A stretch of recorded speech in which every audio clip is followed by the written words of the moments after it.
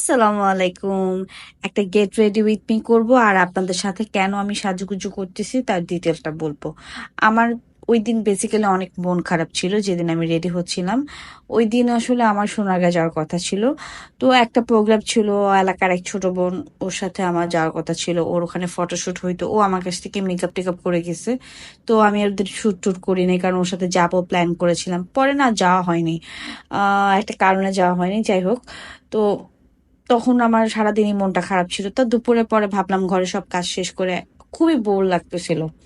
তারপর হচ্ছে আমি একটু শাড়ি পরলাম, একটু মেকআপ করলাম। অ্যাকচুয়ালি আমার এই মেকআপ সবকিছু ওই জাদুঘরে, সোনারগাঁ জাদুঘরে যাওয়ার জন্যই সবকিছু রেডি করা ছিল। তখন ভাবলাম যেহেতু এটা ভাবছি পরবো, তো আজকে পরি, একটু ছবি টবি তুলি, তাহলে হয়তো মনটা ভালো হবে। আচ্ছা, আপনাদের মন খারাপ হলে আপনারা কি করেন? আমার না মেকআপ করলে মনটা অনেকটা ভালো হয়। আমার সাজুগুজু করলে, একটু নিজেকে বেটার দেখলে আমার একটু হলেও মনটা ভালো লাগে। একটু বাইরে গেলে, একটু আড্ডা টাড্ডা মারলে, ফ্রেন্ডদের সাথে থাকলে আপনাদের কি করলে কেমন লাগে? সামটাইমস আমার পারফিউম দিলেও কিন্তু মন অনেকটা ভালো হয়ে যায়। এটা আমি করেছি অনেকবার, আগে করতাম বেশি। আর আমার পুরো মেকআপটা কেমন লাগলো আর মন খারাপ হলে আপনারা কি করেন কমেন্ট করে জানাবেন। আমার মেকআপটা কেমন লাগছে অবশ্যই অবশ্যই কমেন্ট করে জানাতে একদমই ভুলবেন না। আমি এমনি অনেক বকবক করি। তো সবাই ভালো থাকবেন। আল্লাহ হাফেজ।